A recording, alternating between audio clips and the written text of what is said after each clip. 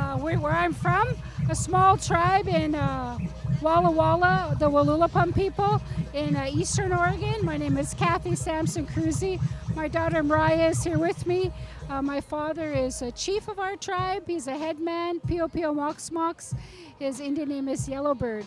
And what we're doing, besides treaty rights that we've got to continue to fight for, is that they're coming for our beautiful Columbia River. It's a sacred river down the Columbia Gorge. It's a national scenic monument.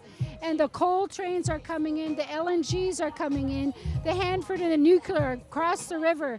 And what they tried to do to our tribe just 60 days ago was throw down money.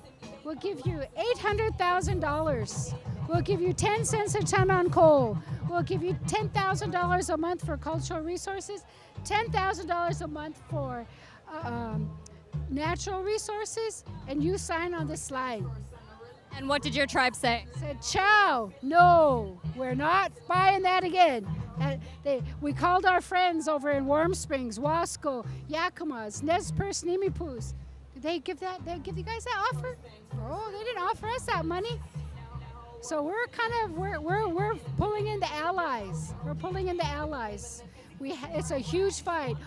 It's an Australian company, and what they want to do is push the coal trains through from Powder River Basin and the Bakken Fields. The other thing they did, not Australia, but the Trans-Canada, they brought in refinery pieces. They called them water purifiers. They broke them down into pieces that were 900,000 pounds on trucks, a football field long. They'd only travel at night.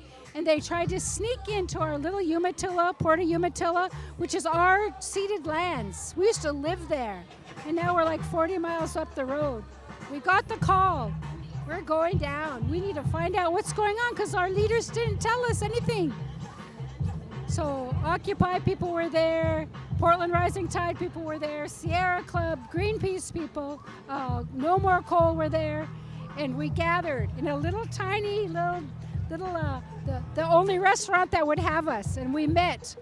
The first night, two brave men locked down and stopped it. The second night, it happened spontaneously. I heard a man say, I'm gonna go check it out. It wasn't supposed to move till 8 p.m., it was till 7:30. And I told my daughter, I think we better go with him, because someone's gotta have his back. So she says, I gotta have your back. So we go down, it's only like 5 minutes away. Before you knew it, we were blocked in by the truck. All militarized police there and the workers. And that truck was gonna move, and we put our signs up, our Aboriginal treaty rights there. They're called UNAs, usual and a custom, where we dig roots, where we gather berries, where we have our salmon and our feasts. And we said, no, you're not moving, you're not moving. And the police says, you're gonna have to move pretty soon.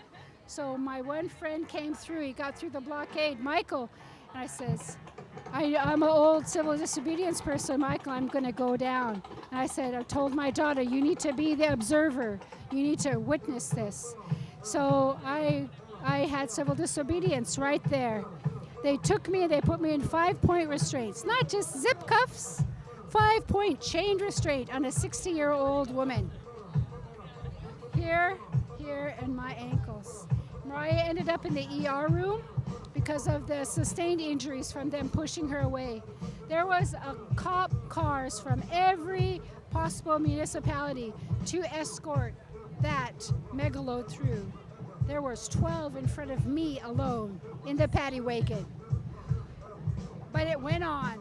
We couldn't stop it enough. But we're going to continue, and I tell our brothers and sisters up in the tar sands, we're with you in the healing walks, in the women, the frack off that we heard. We're going to stand in unity.